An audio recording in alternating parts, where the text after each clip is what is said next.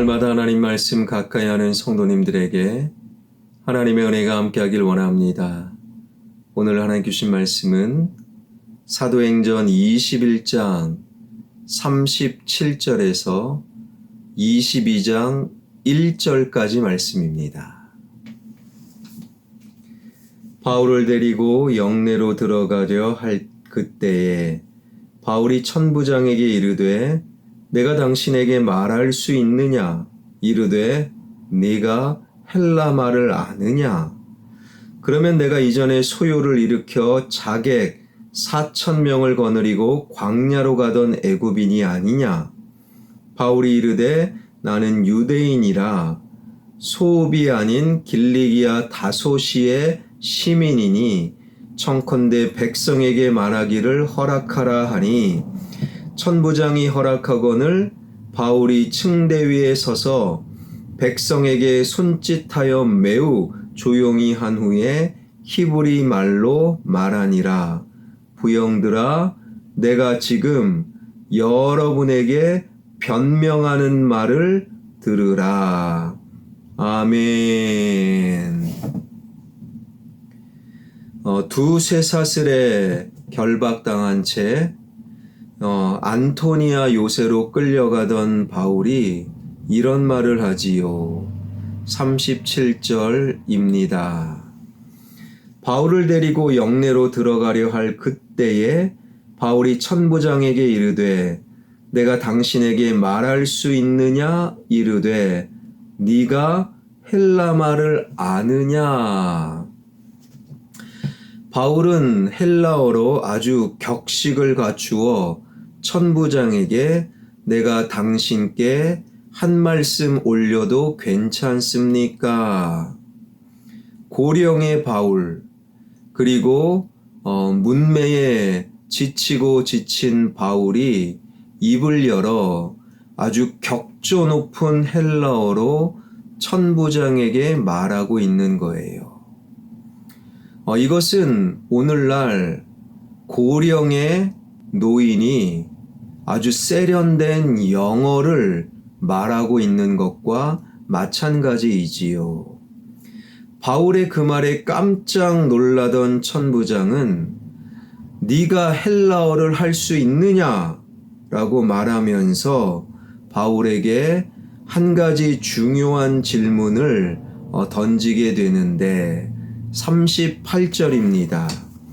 그러면 내가 이전에 소요를 일으켜 자객 4,000명을 거느리고 광야로 가던 애굽인이 아니냐? 천부장은 오해를 했어요. 자객 4,000명을 이끌고 광야로 갔던 애굽인이 바로 저 바울이라는 사람이다. 그런데 헬라어, 세련되고 격조 높은 헬라어를 하는 바울을 보고 그 애굽인이 아니냐라고 묻고 있는 것이지요.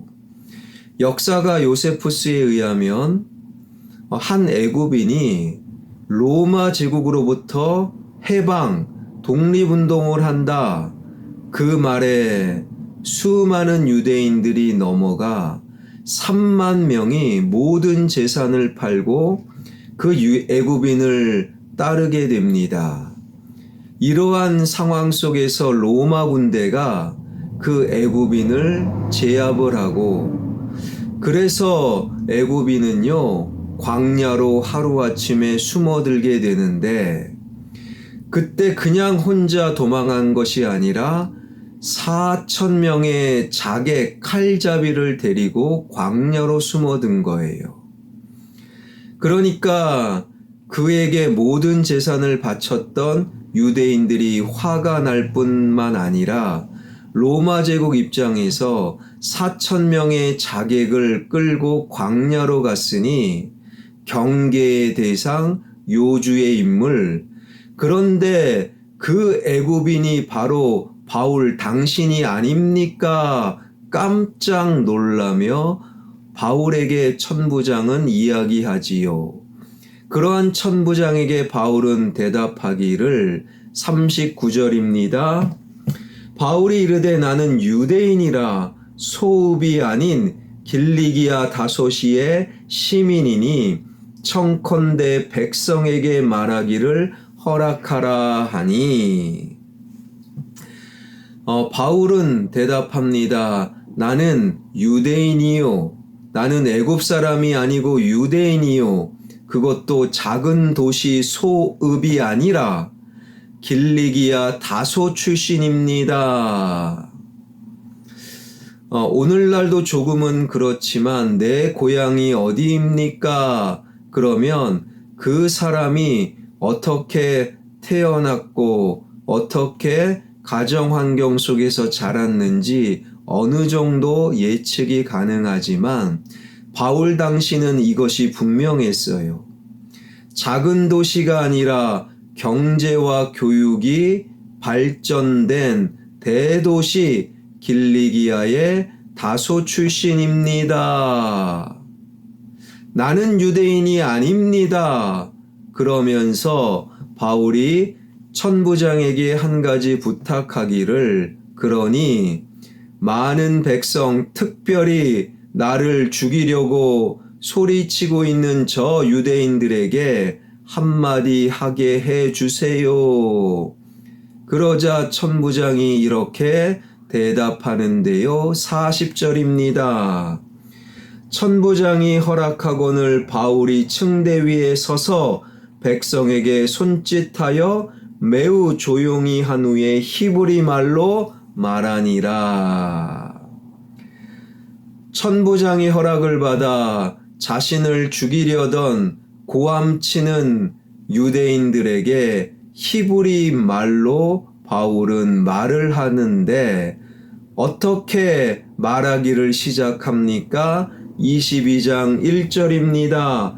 부형들아, 내가 지금 여러분 앞에서 변명하는 말을 들으라.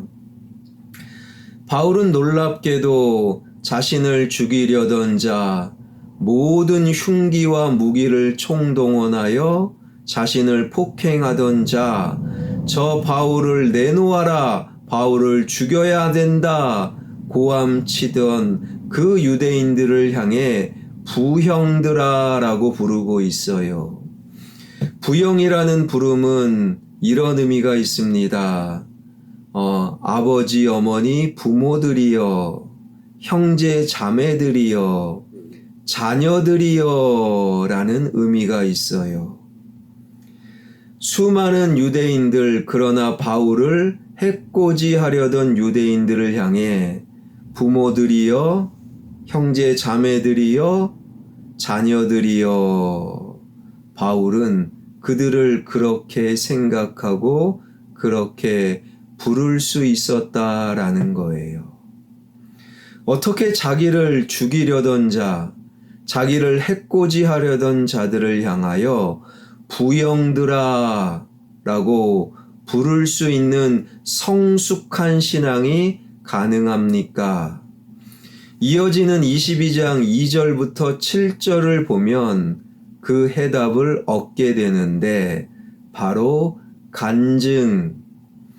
바울은 1절에서 변명하는 말, 변명이라고 말하고 있지만 하나님의 마음을, 하나님의 뜻을 못 알아듣는 그들에게 변명이라고 한 말은 바울의 간증이었어요. 간증.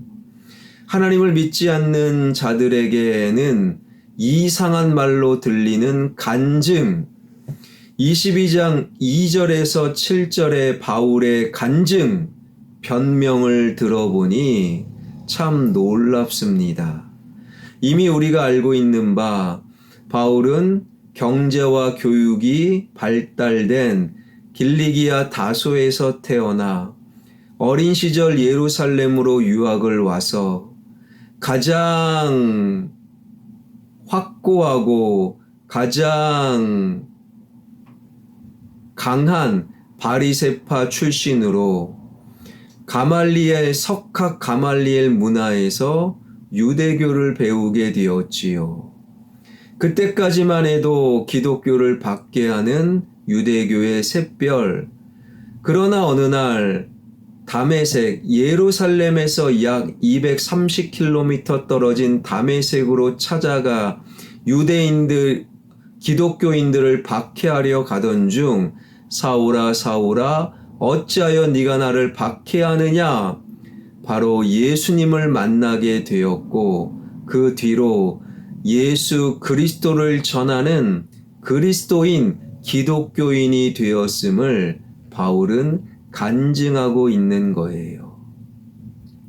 어떻게 자신을 해코지하고 죽이려던 자들을 향하여 부모들이여 자녀들이여 형제자매들이여 부영들아 라고 부를 수 있었겠습니까?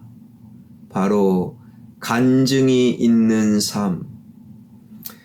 여러분, 간증이 우리를 붙들고 간증이 가장 위험하고 흔들리는 믿음을 오히려 다잡을 수 있는 것이 간증이라는 거예요.